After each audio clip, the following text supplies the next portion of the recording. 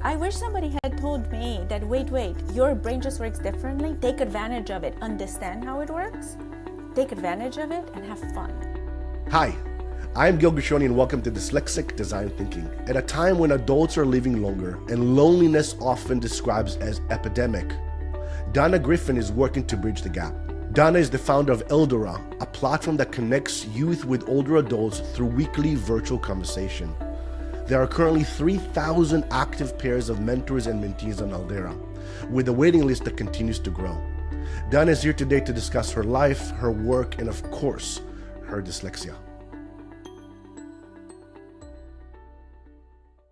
Dana, thank you so much for joining us today. Thank you for having me. I was really looking forward to this conversation. As I. Your company, Eldera, is doing some great work connecting elders and young people.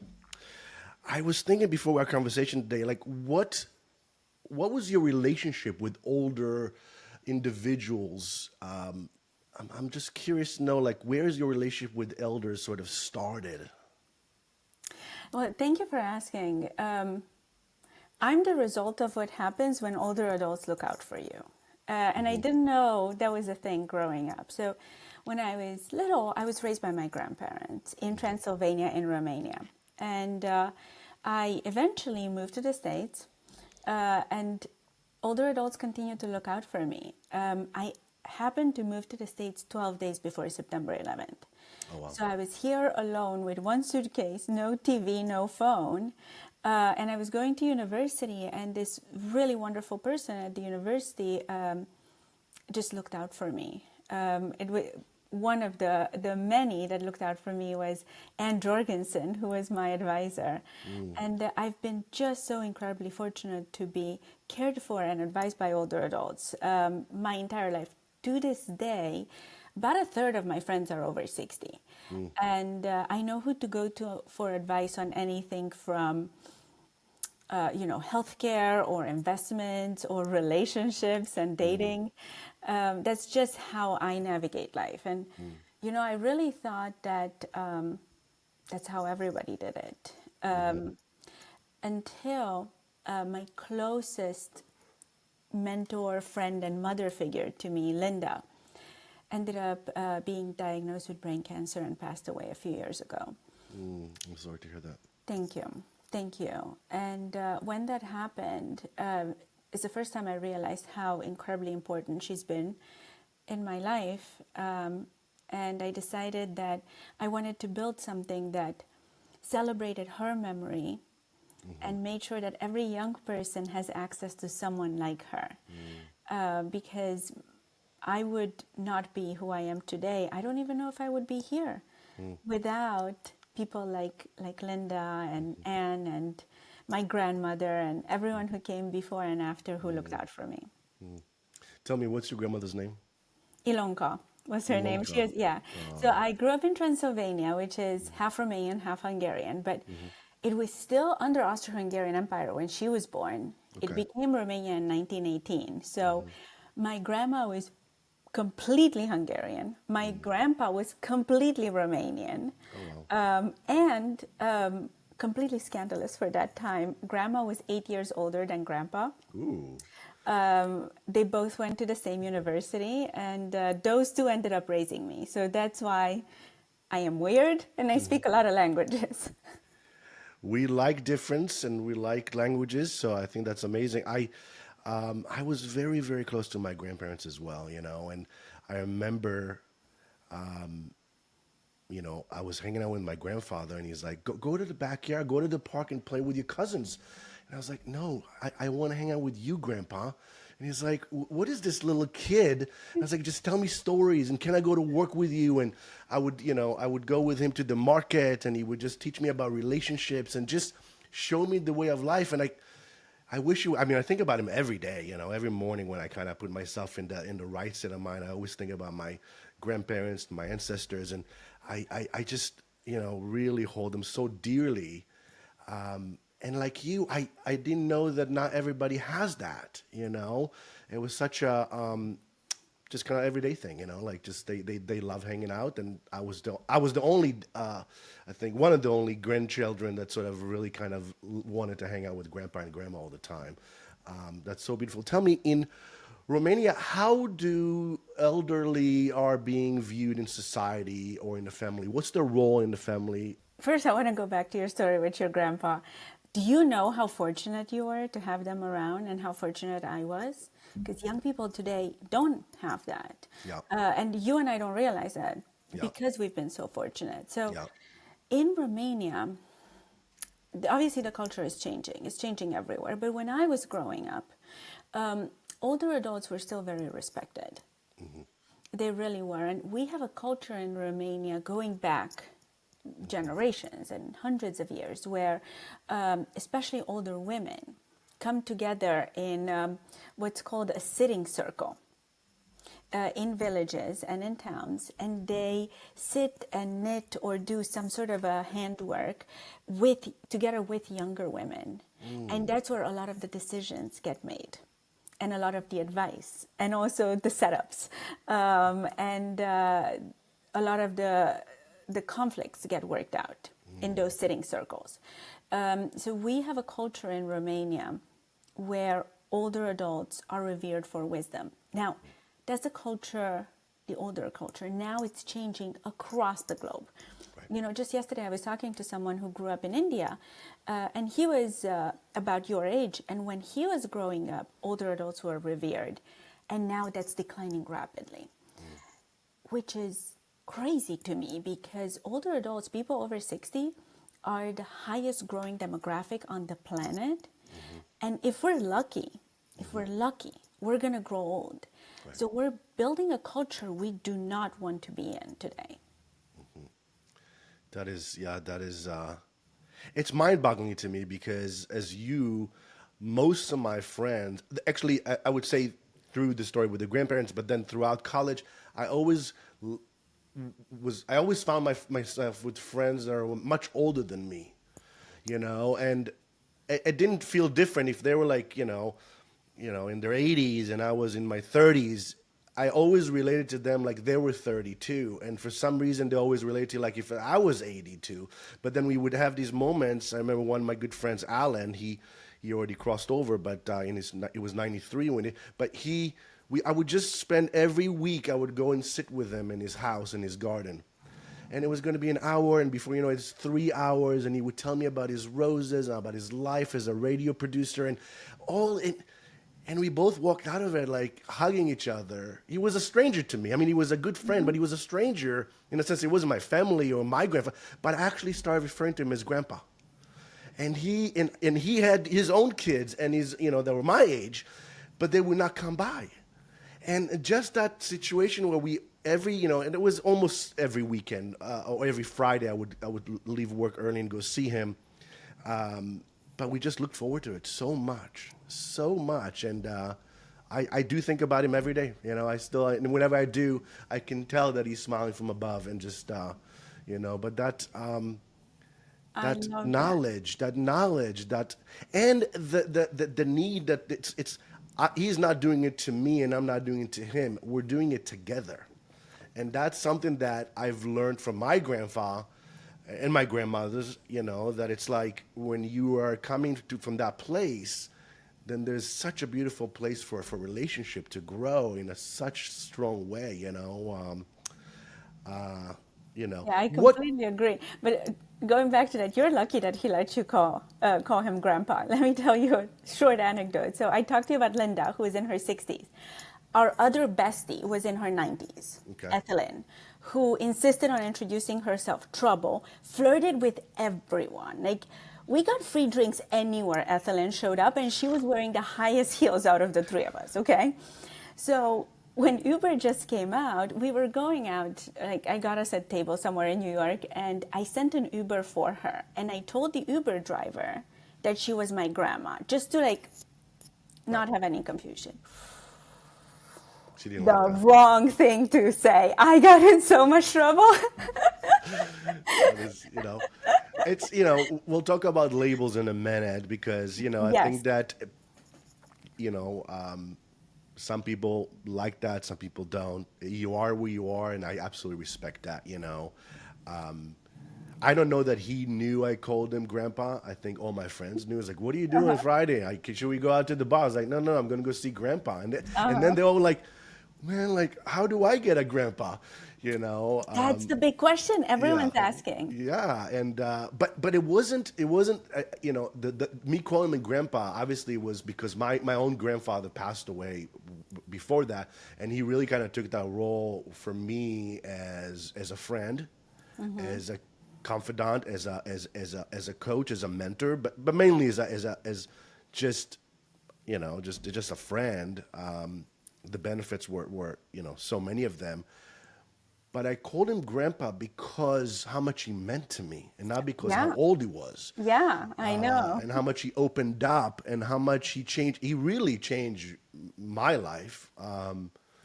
I miss him dearly, and I definitely gonna need to find another one. But I'm in search, Great. which I'm sure you can help me with that. So, what wisdom did your grandparents pass along to you? You know, being raised by them, they always shared.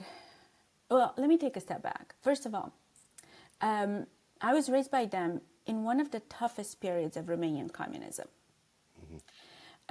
So imagine that even though my grandparents were university educated, my grandpa ended up speaking out against communism and lost the ability to get any job. So at some points he was working blue collar jobs as a university professor, but he was also teaching kids. He was a specialist in teaching kids who couldn't speak. That's what he specialized in and he trained in. So he would do home visits for kids, and I would go along and play with the kids. But imagine that we were really in a situation where my grandparents were very much against the Communist Party, and we felt it. And some of the things that were happening is that there were rations. So we would go pick up rations, sugar, oil, toilet paper, and we'd go sit in line for hours, and I'd go with Grandpa in the morning and Grandma in the afternoon to pick up our rations. And at one point, you couldn't even buy bread anymore. Yeah, so Grandma started making bread, and I remember thinking that that's so weird. And like, you couldn't buy clothes, so Grandma started making my clothes. And what she taught me, she's like, listen, there's always a solution to something. You have to just be creative and find a solution. It might not be elegant at first, but when you start somewhere, then it just keeps getting better. You keep making it better. And that's really been something that's stuck with me my entire life. I'll give you a funny example, but obviously there's so many different examples in my life where that exists.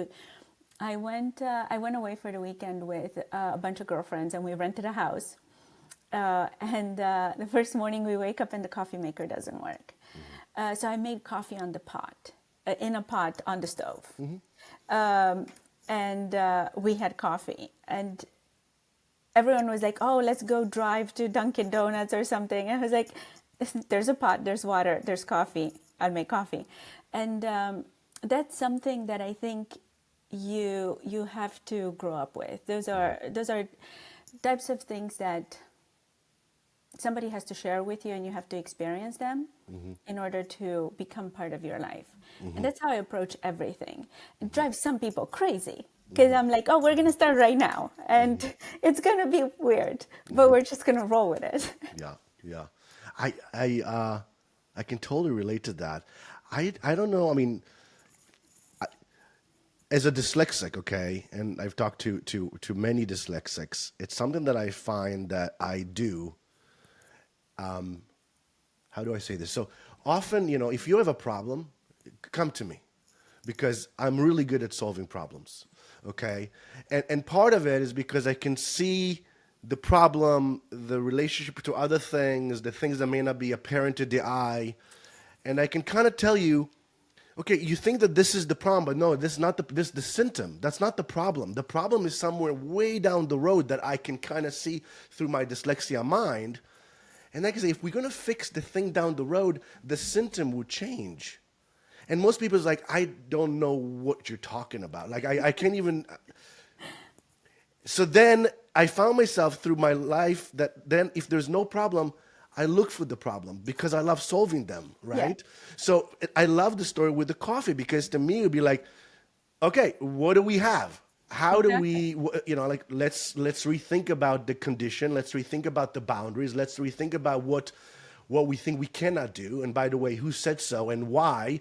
And now let's change the narrative. Let's change the framework, and let's think dyslexically, and let's make coffee.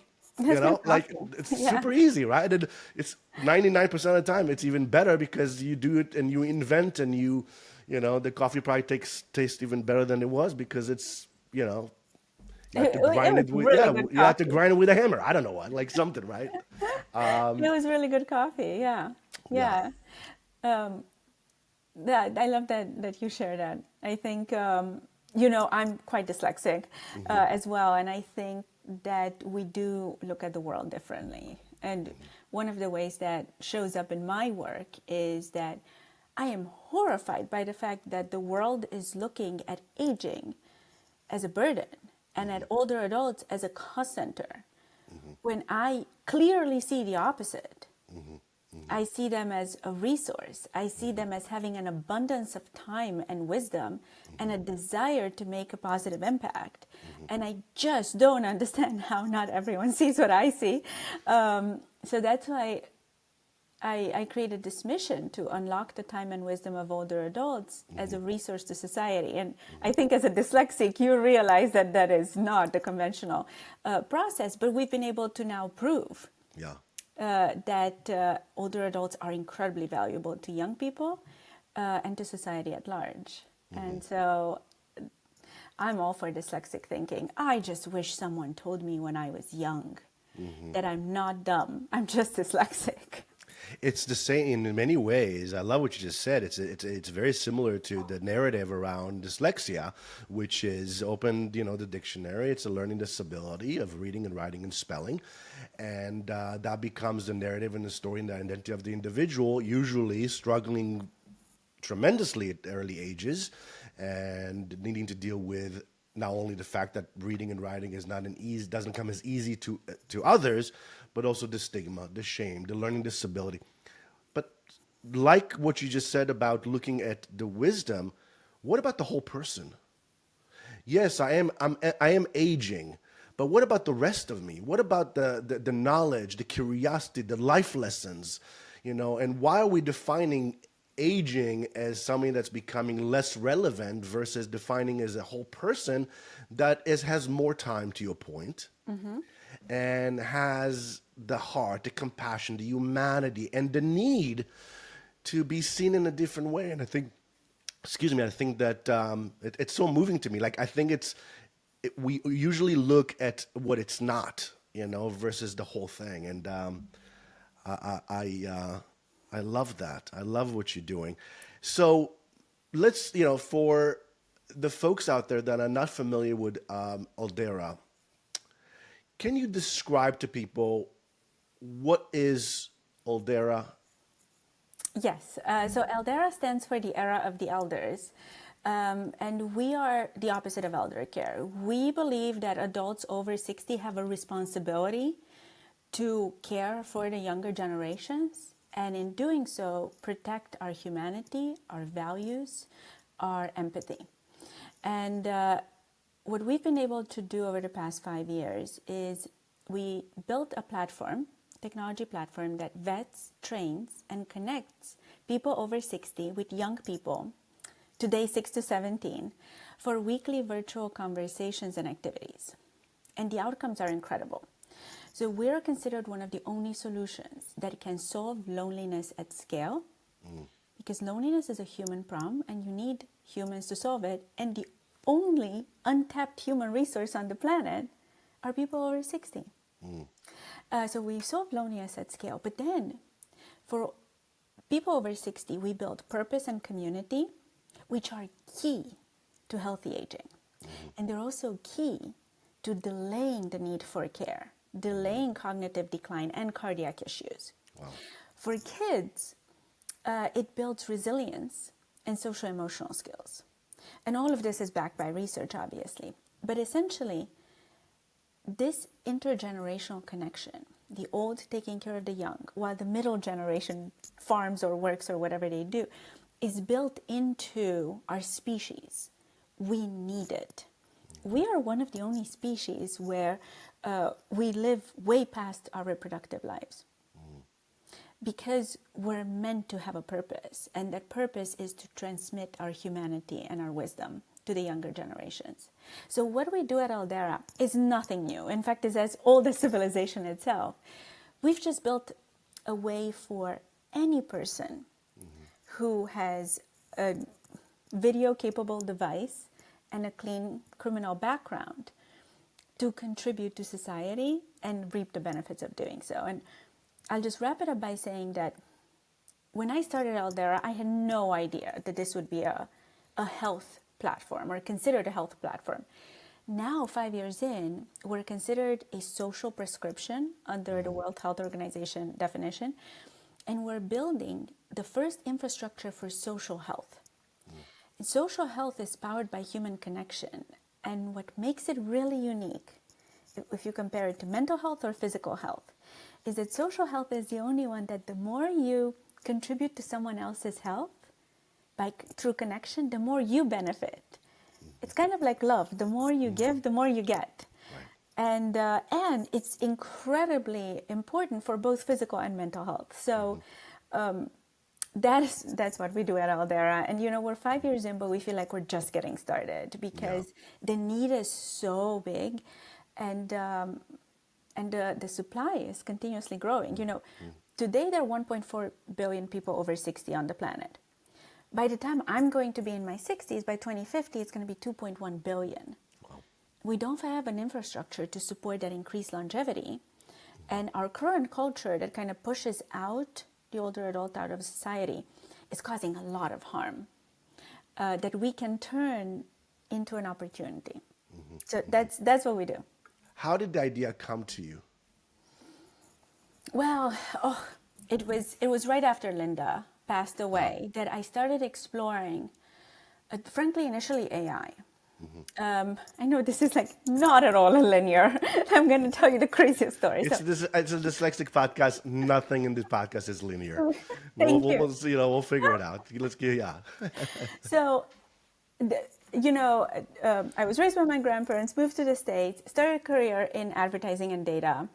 I ended up becoming a partner and CMO of a social media company agency in New York, Attention, that was part of a bigger group. So we did social media, we did global social media in specific for Mattel and Dunkin' Donuts and Samsung and all kinds of huge companies that you can imagine.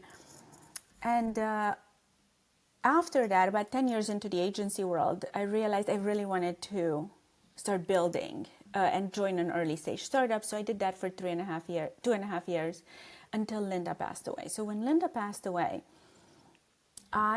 something in me broke. And I didn't want to work on improving the marketing ROI of Unilever or JP Morgan. No offense to them, I think they're fantastic companies. I just felt like I wanted to do something different, but I didn't know what. So I started teaching myself about AI, and this is now early 2018. I started reading everything that was out there. So Kai Fu Lee's book came out, and every TED Talk I could possibly get my hands on, I listened to. And I got so into it that I started getting invited to speak about AI, nationally and internationally, which is crazy because I am not a coder. But I was a woman interested in AI and able to speak about AI because, as you know, as a dyslexic, writing might be very tough, but speaking is not. Also, distilling ideas is something that we do really well. So I started speaking about it and I realized, well, if I wanted to do AI, then I want to do AI for good. That's just my personality. And at that point, there were 6 players in AI, and Google was the least evil. And I was like, okay, well, easy. So let's go to Google. And I got to meet an incredible person, Adrian Otto. This was December of 2018, who was, still is in the office of the CTO, but was overseeing AI for good. And I thought I was interviewing with him, because I was like, I can do a lot of good with a lot of money. So I'm going to work at Google and do all this good. And I asked him, how do you use AI for good at Google? And he told me about like finding asteroids, which now I know is in partnership with B612 and my friend Danica. And he's like, well, what are you into? And to this day, I have no idea where this came from. But I said, well, what if we could use AI to take, at that point, this billion people over 60 and turn them into a resource for kids with AI? And he just looked at me. He's like, you have to do this. I will help you. And I was like, no. I'm just riffing here. I'm riffing. He's like, I'll help you. I'll talk to you next week. So fun fact, I never got a job at Google, but he did help me. And with his help, I built what Eldera is today. Amazing. And initially, the initial idea was that what if we could use AI to codify human wisdom like we sequence the genome? Because if we can codify it, we can recognize it in every person and help them give it to society, create a value system. And we were like super nerding out, and like Adrian was helping me. Chip Conley jumped into the conversation. Chip wrote this email to Laura Carstensen at Stanford at that point, saying that Dana's doing for wisdom what Larry and Sergey did for knowledge. And I almost fell off the chair. Wow. That is printed out now. No pressure at all. Yeah, Thank you, yeah, Chip. good luck. Yeah, and honestly, Chip and Adrian were the first two people who really saw something in me that I did not see in myself, because I was fighting Adrian tooth and nail. I was like, why are you trying to make me a founder? I am not a founder. I just want to build this one thing and get a job at Google. And we fought for like 6 months. He still makes fun of me for it. So today, Adrian and Chip are on our advisory board. And all 4 of Adrian's kids are Eldera kids. And his eldest is our front-end engineer. Amazing. Yeah. So that was kind of the story. Now, the way it turned from the very nerdy part into what Eldera is today is COVID. So as soon as COVID started, if you remember March 2020, the first thing we knew was that older adults were dying in nursing homes. And I was desperate because all of the wisdom was disappearing with them. So I reached out to Adrian and I was like, Adrian, I know Google has these cheap tablets that you make for third world countries. Can you help me get those tablets, and I will funnel them into nursing homes so we can connect older adults? And he said, Dana, I wish I could help you, but now I have to homeschool 4 kids. And that's when it happened. I was like, well, what if I could get older adults to homeschool your kids and you help me? Really? Yes. And that was the start of Eldera. So 2 weeks after lockdown in New York, March 30th, we had our first Eldera call where we connected Jackie from Aspen, who is at that point 80, with a young girl from Brooklyn for a video conversation. We had no idea what to expect. I was on every video for the first month. And we told Jackie that I read somewhere that if kids need to do anything during lockdown, it should be English or math. And so I told Jackie we should do English or math. And Jackie's like, no, I'm not going to do English or math. I want to do storytelling. And I was like, you know what? Fine. Jackie, you do you. So Jackie tells a story to this little girl who's 9. And then the little girl's like, well, thank you. Now I'm going to tell you my favorite story. We're like, what? And then they chit-chat and they decide to speak again at the same time next week. On their own. On their own. Yeah. And like on using the same Zoom that we provided, because we built all this like insane safety features. But we're like, what? We did not expect that. We thought they're going to meet and then they're going to meet someone else and meet someone else. And we were completely wrong. Once they meet once, 94% of them go on to talking weekly. 72% talk for a year or more. Wow. 60% pass the 4-year mark. Wow. Yes. So it's not a linear story. I was wrong about almost everything. But the one thing I did that my grandma taught me is to just keep going. And that's how we're 5.5 years into the company. And our goal is to just not die. And I know that sounds very modest, but the longer we don't die, the bigger the impact of what we build. Right. And the more we can build. So that's a little bit of the story behind Eldera today. An amazing story. I bet our audience can relate in so many different ways when you have somebody that can see your greater potential before you can see it. That is, as a dyslexic, I think that's what saved me, because I know that when I was a little kid, my grandparents, my parents, even though I was struggling, they always looked at me with the eyes of, you're amazing. You can do whatever you want to do. And you may have to work a little harder, and you may have to do it again and again. But I can see in their eyes that they believed in me. And I couldn't see it, right? I was not there yet. I was still the little boy that was struggling, that wasn't able to read and write, that was working every day after school, on holidays, on the weekend with tutors, and I was still below average. And my goal in life was to be average. If I can be average, whoa, I made it, right? You know. But to your point and to your story of the early days of coming up with a company or with the idea, is people like Chip and your advisory board, like, they saw it before maybe you even saw it, you know? And that changes everything, you know? That changes everything. It really does. I mean, I really can't stress that enough, because I would have never started a company. I was just trying to get a good paying job at Google to do a lot of good. Right. So I'm so incredibly grateful for everyone. And you know, that was not always the case. Like, I remember in school, I remember when I decided to come to the States. And at that point, I lived with my parents. And there was this one teacher, my English teacher, in fact, in high school, who made it her point to call my parents and tell them not to let me come to the States for university, because I would surely fail. Wow. Yeah. So I had to fight a lot of Not cool. prejudice. It was, no, and, you know, she was wrong, and sometimes it's fun to prove people wrong. But you're right, I had to work so much harder than anyone else to be average. And I wanted to be above average, and there were certain things where I could. So, for instance, there were academic Olympics, and I was good at academic Olympics. I somehow got first grade in geography, first place nationally in geography, because I wrote a paper about climate change and the ozone layer, and this is like 1999. Oh, really? And because I was interested in weird things, as you can imagine.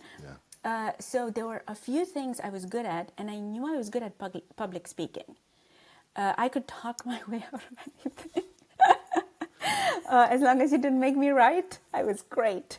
So that National Olympic, at every stage for what I was competing in, it was a presentation. So I knew I was good at that. But, you know, there were people who believed in me, and that was more important than anything, because, as you can imagine, I was not a stellar student, and there were people who didn't. And they actually took time out of their day to voice that. I think we all had folks that don't see our gift, or don't think we can, or maybe they are just, because of their own reality, they're afraid to fail, and they're trying to protect you by saying, don't do this, because you might fail. You know, I think that it's very common for dyslexic to fail. Like, I am really good in failing. Like, my motto every day is, if you didn't fail, you didn't try hard enough. Because succeeding is just a vision. It's not a destination. You have to try and fail and adapt and change and learn and see, and be open to have a job interview that says, wait a second, your whimsical idea you just came up with, we're going to turn it into a global movement. And you'd be like, whoa, I was just trying to get the job, like, back up, you know. But that's because we are not afraid to fail that way. And you know, as much as we have people telling us, I had a teacher that said to my parents, what a sweet little boy. All you need is a pillow and you will be asleep in class. And what my reality in first and second grade, I was so bored. You were so bored, yeah. I was so bored. They were so slow. They would say one thing, and I'd be like, a world of imagination. Now I have to wait for the next sentence. and the next image, and the kid says, yes, this is what I see in the picture, and I'm seeing the story behind the picture, and I'm like, take me out of here now. Like, I just learned to just sort of daydream, yeah, in order Yes, to that's cope. And key. that daydream today turned to my brilliant overachieving imagination because I just got my 10,000 hours at age 6, and 7 and 8 and 9 and 10. And I just got so good visualizing worlds because I had to get myself out of these sort of linear, boring, mundane environments. But I also got a lot out of that too. I really Absolutely. did. I You got know, a lot out of it. I can't help but think, based on both of our experiences and in general, that I think, so first of all, I think everyone knows at this point that a high percentage of Nobel Prize winners and CEOs are dyslexic. And I think what gets people to that is a combination. One, we do see the world in a nonlinear fashion. We see opportunities that other people don't see. But there's a second thing that I think is important. I think because we had to struggle and work so hard getting through the years of the linear thinking, we've built a completely new skill set and work ethic and resilience. So then when we actually get into the real world, our brain works differently and we have an insane work ethic because we had to. Right. You put those two together and then our movement is accelerated. So this, I'm not saying this to show off, but when I actually entered the workforce, I got promoted 11 times in 11 years. Wow. It was like a game.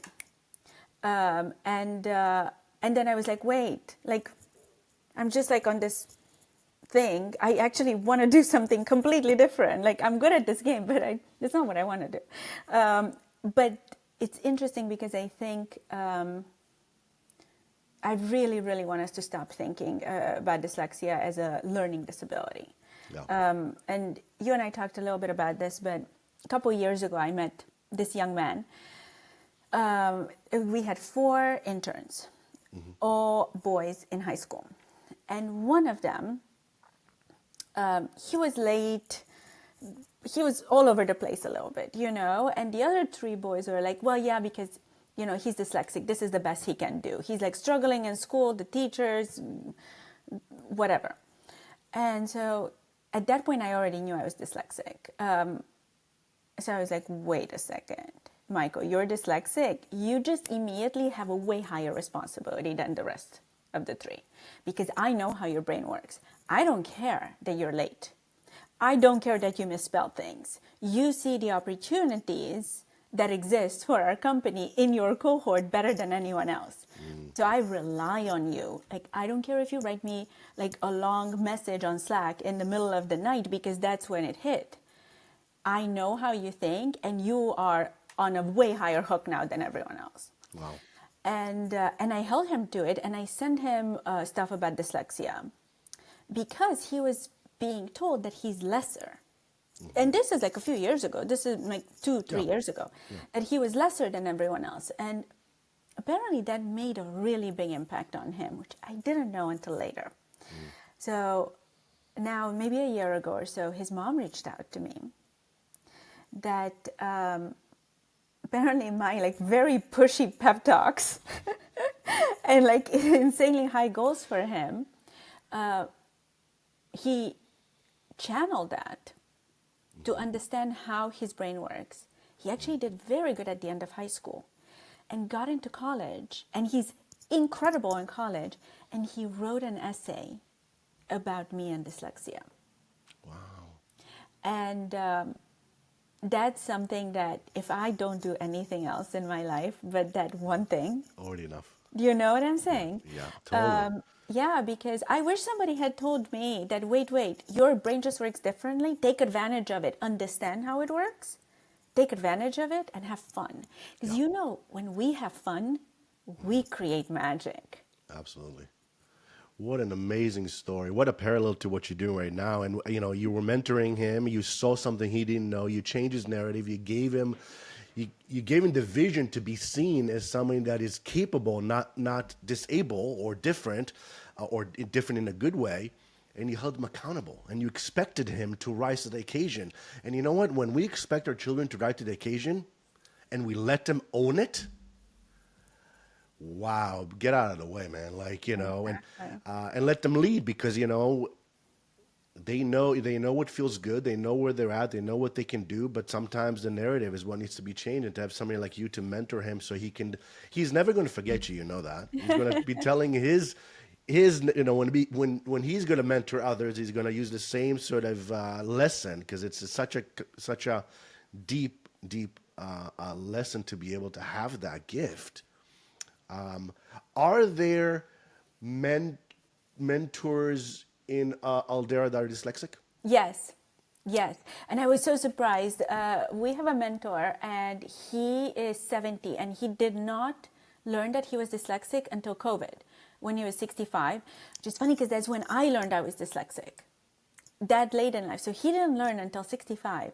He's now 70, and his grandkid is dyslexic. And he is creating this like pact with his grandkid, but he came to Eldera so that he can be there for other kids who are dyslexic. And so we love him so much. And for every person who knows they're dyslexic, there are 4 who don't, or more. Right. So especially in the older generation. And it's interesting because you follow his career, and he had completely different careers. He was very successful at all of them, but they moved from like being an engineer in like aerospace stuff to being a carpenter. Like, I have no idea. He just like did his thing. He's done very well, and he did not learn that he was dyslexic until 65. Wow. Isn't that incredible? So we're all still on a journey. Like, now being surrounded and making it my business to understand and especially attract 60 plus year olds. Many of them are just getting started in their second or third careers, or starting on their impact journey, which we see a lot.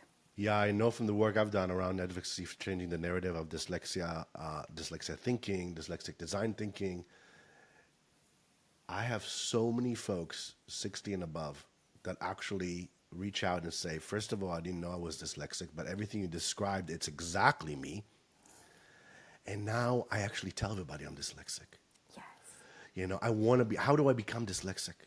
My father's like, I'm definitely dyslexic. It's like, whoa, they're like, take it easy. My aunt, I'm also dyslexic, in my late 70s. I'm like, what is going on, you guys? This is my show. Please, not everybody is dyslexic, but whatever, but they all have like, a lot of the same symptom. They always thought it was I wasn't good reading, I wasn't good writing, but what they maybe didn't fully understand or realize is that their ability to see the world in a different way, to solve problem, to visualize, to, like this engineer, to see the machine, to see the carpentry, to see how all of that comes together, it's a very dyslexia brain, As we often say, and I think I was talking to you last time about this, is that everything I do is dyslexic. I'm dyslexic. There's no it's not like this part is not dyslexic and the rest is dyslexic. The whole thing is dyslexic through and through, you can't, I think that's such a cool way to have somebody in the community that's also looking to seek other young individuals that maybe are having different learning challenges or different ways that they're seeing the world, and show them how he coped with it. So how do you match mentors and mentees? What's the process around that? I know you have so many, and I know, jump in there. Let me know. Tell me. All right. So this is something that we spend a lot of time on because it's the core to what we do. Mm-hmm. Building a strong bond that's durable, that has the highest benefits to young, old parents and us. So that's what we really focus on. So what we do is, for both sides, we ask a series of questions and we build a profile for them. And one of our core tenets at Eldera is that we create joy. And that didn't come from us. It came from the community. Mm-hmm. But the way we do that is very interesting. So even in the way we ask questions, for instance, we ask people over 60 what's their superpower. Do you know how few people over 60 have ever been asked about their superpower? But it forces them to think positively about themselves. It's like you have to take a moment and be like, The biggest challenge we have in recruiting people over 60 is that they think that they're not interesting or they feel invisible. And they're like, what do I have to give to a kid? So by just simply forcing them to tell us their superpower, which seems silly, it puts them in a mindset to What kind think of that they things have they something. say? What some of the answers you get? Well, it ranges. Okay, Yes. so we see answers from my superpower is courage, it's resilience, it's humor. Okay, to all the way to my superpower is time travel or invisibility, and I'm like, you're I gonna be a want fun that. I one. You're want gonna be that. a fun one, and then all the way to on the other thing is like, what type of question is this? So that is Bob, and he's a retired CIA agent. But there's no wrong answer because the way they answer tells us so much about them. Right. So in the way we ask open-ended questions. They're not multiple choice. No human thinks in multiple choice. Okay. Yeah. So they're open-ended questions, and everything about what they write and how they write it teaches us about themselves. So we created a matching algorithm that proposes the highest propensity match. But a human, many times this human, which drives my team crazy, makes the final decision. Okay. Because it's very, very important. I think my superpower is relationships, and it's built into our product. So I just have this sixth sense for relationships. I can't quite describe it, which is why it's really, really hard to replicate it. So what we've been doing is we have proposed matches, and then I make a final decision, and that trains our algorithm. So that's how we make the matches, and the way we measure the success of the match is by the long-term duration of the relationship. But in the short term, we look at minutes talked a week going up. They started 30 minutes, and then they're like at 42, and then they're 48, and now they're 57, and we care about that. We also built a chaperone, an AI chaperone. So we use AI is all in the background at Eldera. You never interact with it as a member, but our AI chaperone picks up any potential risk in conversations.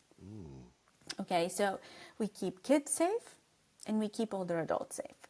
So 2 weeks ago, we had a red flag in the chaperone. I'm laughing, but I was not laughing 2 weeks ago, where it picked up the words kill, kill, kill. So we record and archive every conversation. We pull the recording, we take a look at it. Gil, they're playing video games together. Really? And they were like teaming up to Okay. So we were dying laughing. Also, once I calmed down, because that really gave me a big scare. Once I calmed down, I realized it is so freaking good for both of them to play video games, like cognitively for the older adult. Yeah. So those are the types of things where we know it's a good match. We've made a good match. When they find that bond, and they're able to like write and publish books together, or play video games, or they use AI to write songs. It's hilarious. So cool. Yeah. So cool. So that's the magic of what we do is in that connection. But once we make the connection, we really step back and give them the environment, the safety, and the resources to build the long-term bond. That's amazing. I want to geek out a little bit. How do you guys use AI in your platform? As you said, it's not forefront of the platform, but how does AI support the safety and community at large? Yeah, so AI plays 3 roles at Eldera, and they're all they're all in the back end. So first, I mentioned that we have a challenge to remind people over 60 how wonderful and fabulous they are and what they have to give to society. So we know from the signups, from the profile, that they're amazing, and we use that information in the matching. But just earlier this year, we actually started showing them what we see. And we created an AI-generated wisdom portrait that looks at their entire profile, and then we ask them for a photo. And let me just tell you, the quality of the photos, I'm sure. is all over the place. That's Right. totally fine.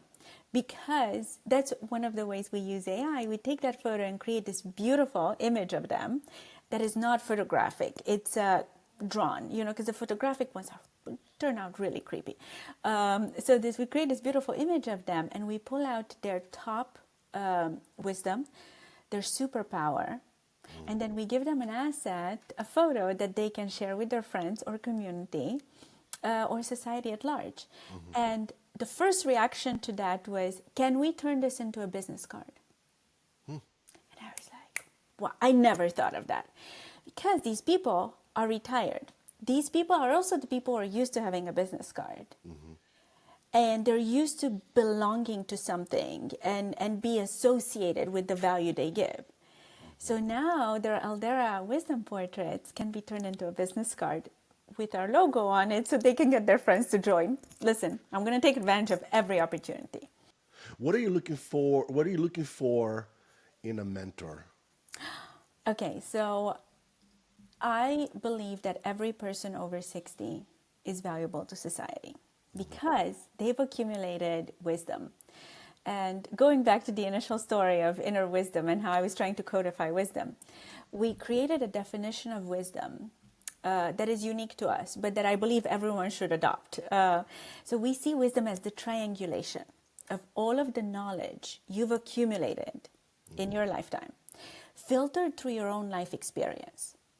So Gil, you and I, when we learn the same thing, we filter it differently because our life experiences are very different. And then it's applied with your own common sense, which makes your wisdom as unique to you as your fingerprint. And it's incredibly valuable. And so what we look in older adults is that we need them to be over 60. And yes, that is an arbitrary number I set because I believe that people start going from success to significance anywhere between 50 and 70. And I just like 60, so I roll with it. You have to be over 60. You have to pass a criminal background check. We use the Social Security-based background check with a partner. We never see the data because I do not want to deal with the repercussions of getting hacked.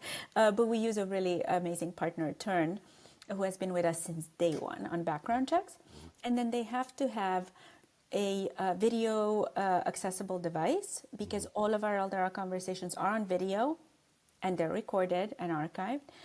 And finally, we say that you have to have a kind heart and a curious mind, which is our way of saying if you're an asshole, we'll kick you out. So if those are the requirements for a mentor. So now all of our mentors today are US based because we need a social security number for background check. We're already in process of building out Canada, and we're getting now requests from the UK and South Korea. So with every country, as soon as we can build in the background check system into our backend, then we can roll out in those countries. So that's what we require. I also want to be very clear. People over 60 are in insanely high demand at Eldera. I have a wait list of over 2,000 parents and kids waiting for a mentor right now. Wow. We really live what we talk about, and we generated a really high demand. And now I need everyone's help to help us fill that demand. So I am partnering with states, retirement communities, agencies on aging, and alumni associations, which is one of the things I'm very excited about as well, just to get everyone over 60 to share their wisdom with the younger generation. Because we talked a little bit about AI, but as AI proliferates, kids are more and more isolated. And they need more and more human connection. And human connection comes from a human, and older adults benefit from providing that human connection. Wow. As we were talking earlier, I can use a mentor.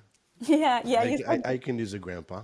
I think everybody can use one. I think that as we were talking, and obviously loneliness is such a pandemic right now.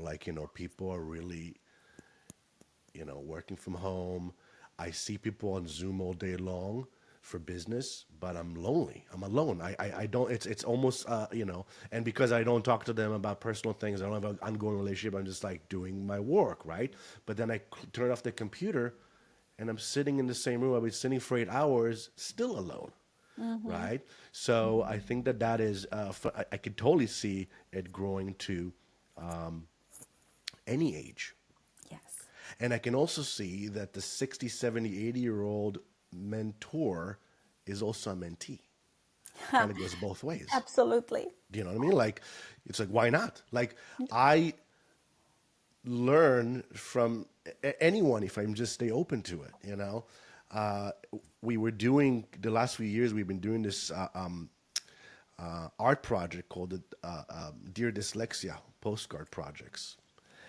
And it's so weird how dyslexic sort of something comes up in a single conversation and all of a sudden you have a 4-year commitment to something, right? Like we were doing an art installation in San Francisco, the Dyslexia Dictionary, and I was working with Governor Newsom and other dyslexic to sort of redefine dyslexia and then create some sort of art piece, poem, book, spoke, whatever it is for you. So we had, you know, award-winning poet that wrote on massive poem on the wall and about dyslexia, and a scientist and an artist and a politician. And I was talking to a good friend of mine in South Africa. She works with children with learning differences, and she says, can one of the children, this beautiful young girl, can she participate? And my first reaction was like, that's not what we're doing. Like, that's so... And then I was just like, wait, why not? So that was the birth of the Dear Dyslexia Postcard Project. And it was a very simple prompt. What does dyslexia mean to you? One word. And then illustrate it. I've been getting postcards. Then it was the kids, right? So then it was like thousands of kids all over the world. I'm like Santa, right? Every day there's sacks of postcards mailed to me. I mean, I got to show it to you. I mean, they just keep on coming. And what they say is so beautiful and so sometimes so heartfelt, so sad, so strong, so bold. But it kind of goes back to what you were saying about your vision, is that, of course, I said, just to finish that story, I said, give me half an hour, I'll come up with a solution. I called her right back and I says, I got a solution. I'm going to make postcard that you can print locally. It's going to cost an individual stamp, or I'll take care of the shipping or of the thing. Just do it, put a pencil, and put it in the mailbox. Yeah. And the rest I'll do. I'll scan it, make a website, take it to Congress, try to change policy, do traveling show around the country, like on and on, right? Like go talk to schools, turn it into a curriculum. I mean, we're still doing it, but it's the kind of dyslexia mind that says, I'm going to start at 60. By 2020 or 2030, I'm going to have 10%. I'm going to then listen to the community and maybe build a community for the mentors so they can connect. We already do. I know. And somebody said, like, but how do you know? How can you prove it? Did you test it? Was it measured? No, I'm dyslexic. I'm telling you, I'm seeing the bigger picture, and I can choose those things because I can see it. It catalyzes. It grows on its own because you know how to sort of tweak it just enough that it just leans forward versus lean on its heels, kind of a thing, right? Phenomenal vision. I want to go back for just 1 second because I want to know, how did you discover you were dyslexic? Oh, this was very interesting. So I didn't discover I was dyslexic until I was almost 40. So it was during COVID. I started Eldera, and this is going to sound funny to you, but I know you'll get it, is I have a dream list of people that I want to have involved with Eldera. I have a dream list and I go after them. And let me tell you, everyone thought I'm crazy. But I've already checked some of the names off on the list. So, yeah. So anyway, one person on my dream list has been Richard Branson. And the Virgin Group, and now I've had the opportunity to meet Jean Olnweg, who runs the group, and she's fantastic. But in learning everything there is to learn about Richard, and I'll tell you a funny story about that too, I learned that he is involved with this organization Made by Dyslexia, and he's insanely dyslexic. And I was just like, oh, this is interesting. It's COVID. I am in New York City, locked into my apartment for 10 weeks with the cat. All I'm doing is building Eldera and working on Zoom. Okay, also drinking wine on Zoom with my friends, but that's a different story. So, yeah. So I'm like, let me do this like dyslexia test. Like, let me learn more about his interests so I can be prepared. And I take the test and I'm massively dyslexic. And it was such an aha moment because it actually reminded me of this moment where I was first grade. You know, you have those like little weird memories. And my grandma was called into school. And I remember that it was me, grandma, and the teacher in front of the blackboard. And the teacher said something like, write 26 or 23. And I wrote 32. I wrote the opposite. And they just looked at each other and nodded. I don't remember anything else happening from there. But one of my biggest issues in life is that I flip numbers and I flip letters. And to the point where now, if I'm comfortable with someone, or on our team Slack, which I apologize to my entire team, they developed a way of reading. When I type fast, all the letters are there, but not in the right order. To the point where I don't even type my name correctly. If I type my name fast, I mistype it the exact same way every single time. So I discovered later in life that I was dyslexic, and I thought it was an adventure. And it answered a lot of the questions I had earlier in life. And it allowed me to really push into it to see what more can I achieve with this superpower. Because I do think of it as a superpower now. I did not when I was in school and I had to complete the linear things. To this point, you know when they text you 4 numbers or 5 numbers to put in as a code? That is very hard. Because I mix them up.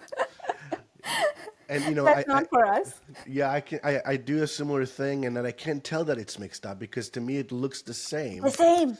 Yeah, so for me, I just my hack for that is I always copy and paste everything. I copy and paste everything. You know, I'm like I'm not even gonna attempt it. You know, yeah. So that was pretty late in life. Yeah. I mean, growing up in Romania, when you don't spell correctly you're just not a smart kid, or Yeah. actually it's worse, like you're a bad kid, you're not paying attention. Right. You're not So I trying was hard like enough. a bad kid. Right. Yeah, I was labeled. I was a clown. You know, I was always making jokes.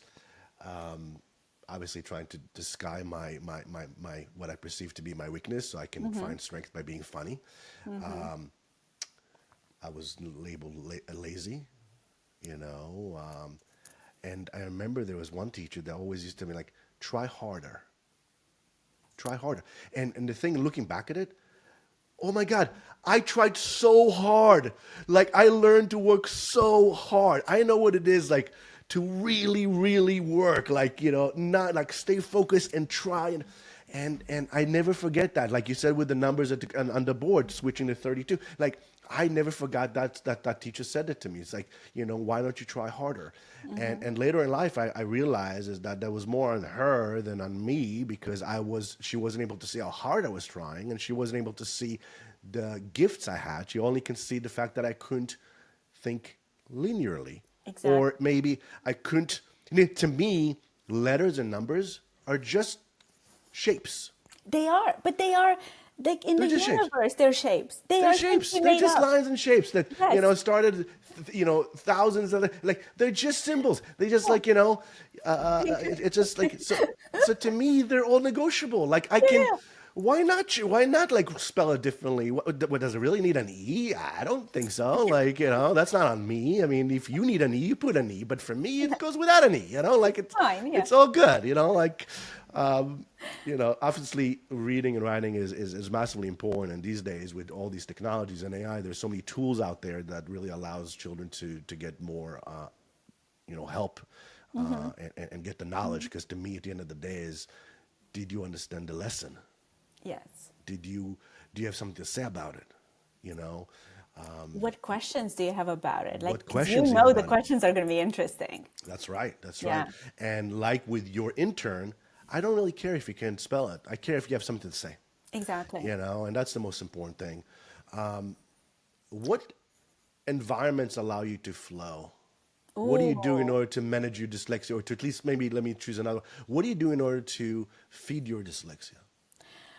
Okay, I'll bring it in 2 different ways. So, you know how it was really difficult for us to play uh, within the lines and like stay within the box in school. Building a company, I'm having the exact same experience. You know, when people are like, you have to check these boxes and do things this way to build the company, and this is how everyone before you did it, so out the window.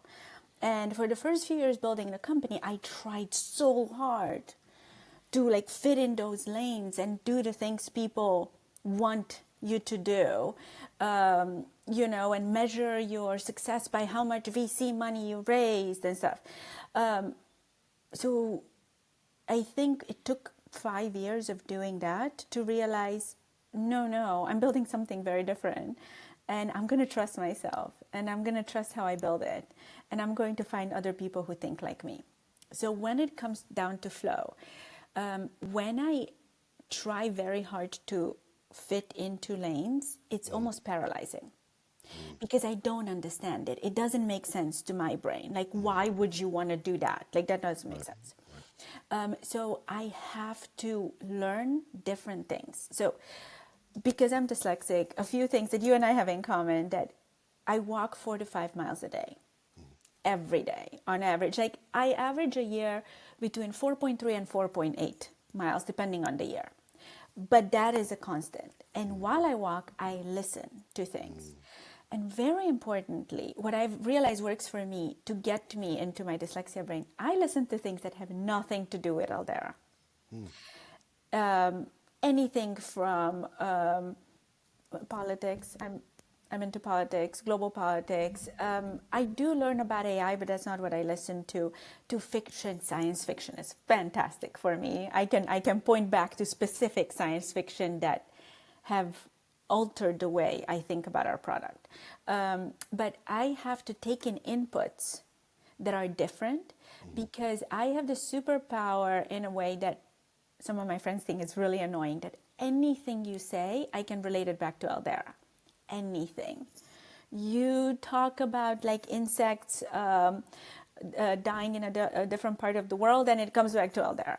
So walking while listening to something that doesn't have to do with my work. Like right now, I'm listening to my friend David Gallus's new book about the founding of Patagonia. You have every chapter is Amazing like story. directly tied to how I think It's about an the amazing world. story. Yep. It's so amazing. It's And amazing. David is such a fantastic writer. And he read the book himself. So it's like my friend telling me a story while I'm going on a walk. Oh, that's the best. I Yeah. love it.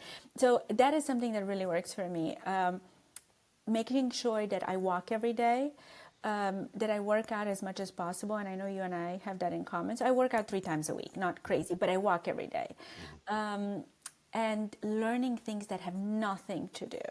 And especially when I feel stuck, I have to put myself in a different environment. Like I will rent a car and drive completely somewhere I've never been, or I'll take a trip and hang out with people I've never met before.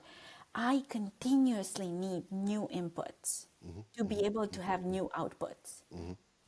That's and you know, I used to think like I need to work every day between this time and then do this and this. Psh, no. No.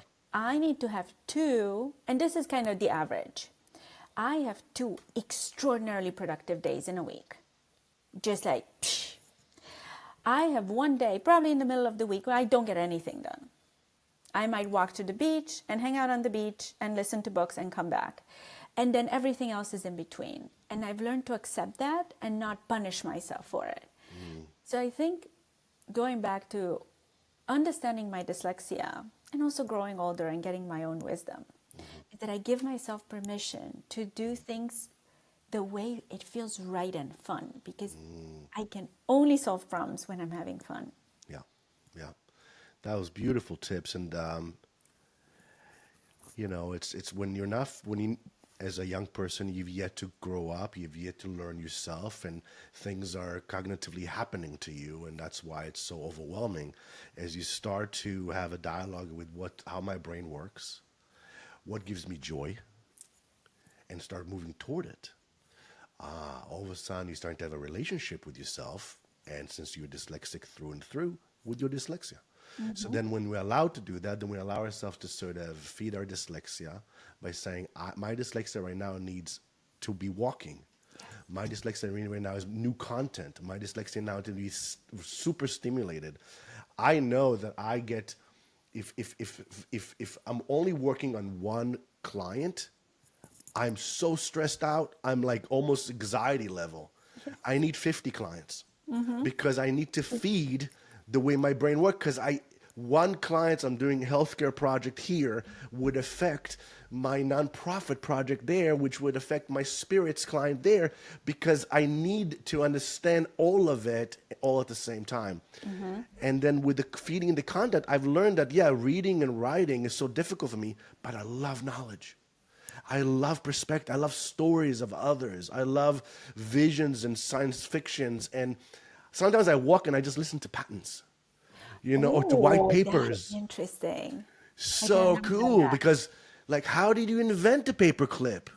Or whatever it is. It doesn't. The most mundane things do have the most extraordinary stories, and that just feeds my curiosity, just like you. And I love that. And I think that finding what gives you joy that way is the thread to pull on, and not to say, well, but maybe my little child won't be able to make a living by doing what gives them joy.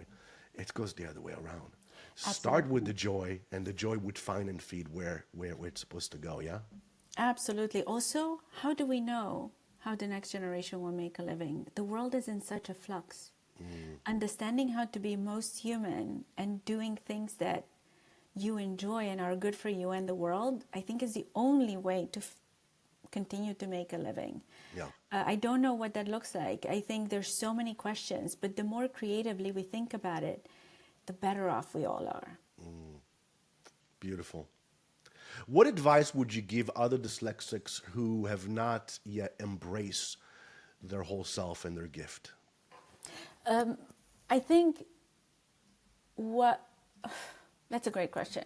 First, I think the goal is to get to where you understand that dyslexia is going to help you in so many different ways. So getting there is you have to learn about it as much as possible. And there are fantastic information and outlets out there about dyslexia. But I think what helped me the most right early in that journey, and this might be an ego thing, right? But looking at all the very successful people that are dyslexic and starting to understand that nonlinear thinking was a key ingredient in them becoming successful.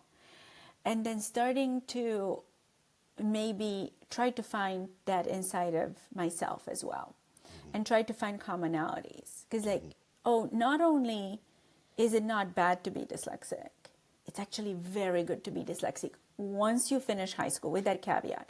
I think all the way through school, it's really hard. But once you are even in college, you can start finding your groove and really pursuing what you're interested in, and then the superpower turns on. So I think that's my advice is hold tight until you finish high school. Which is not great, but it is what it is.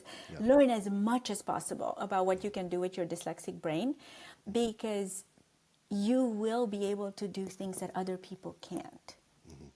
Just like they can do other things like linear, like spelling correctly, Right. that you can. Now, let's just take a moment and think about how important is spelling correctly in today's world with today's technology versus actually having ideas and bringing ideas to life.